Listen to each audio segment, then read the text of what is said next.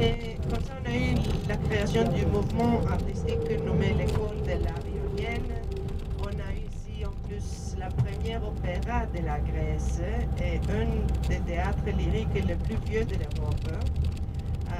La première imprimerie, la première université de la Grèce. Et tout ça, ça continue même de nos jours. On a un intérêt vers tout ça. Et par exemple, beaucoup de bandes professionnels qui font des œuvres de qualité excellente. Et beaucoup de chanteurs célèbres grecs viennent de Corfou. Et nous avons 18 philharmonies, ça c'est un très grand nombre pour une île grecque. Ce n'est pas du tout ordinaire ça. Il y a des philharmonies qui sont petites au village, il y a des autres qui ont 300, 400 membres. Des très grands orchestres philharmoniques.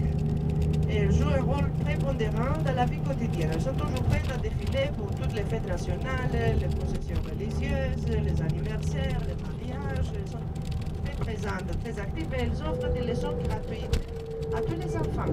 Ainsi comme ça, on garde le lien avec la musique. Bien sûr, c'est impossible pour tous de devenir des musiciens professionnels ou des musiciens très doués, mais presque tous ont essayé à apprendre un peu, à participer un peu.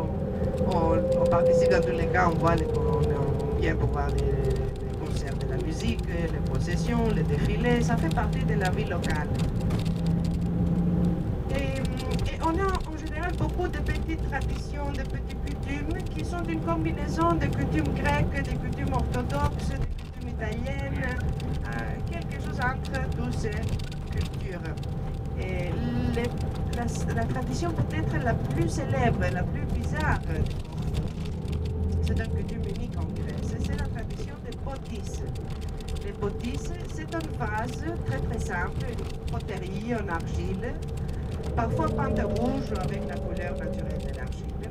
Et il faut acheter ces vases pendant les Pâques. Et au matin du samedi du Pâques, il faut remplir les potis avec de l'eau et les jeter de la fenêtre. Pas seulement l'eau, même les vases.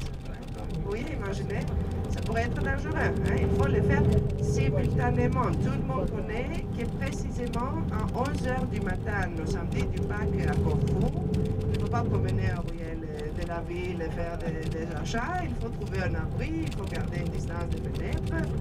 Et tout le monde jette les potis par les fenêtres à 11h. Après, alors que tous les vases ont été jetés, les philharmonies viennent pour défiler, pour jouer de la musique joyeuse. Et il y a une rue spécifique, je vais montrer au quartier historique. Et là, on jette des potis énormes qui pèsent 50 kilos quand ils sont pleins. C'est alors un spectacle assez unique, une grande fête. Il y a beaucoup de siècles qu'on fait ça à Corfou. Et si l'origine est complètement perdue, personne ne connaît qui était le premier qui a jeté des vases et pourquoi.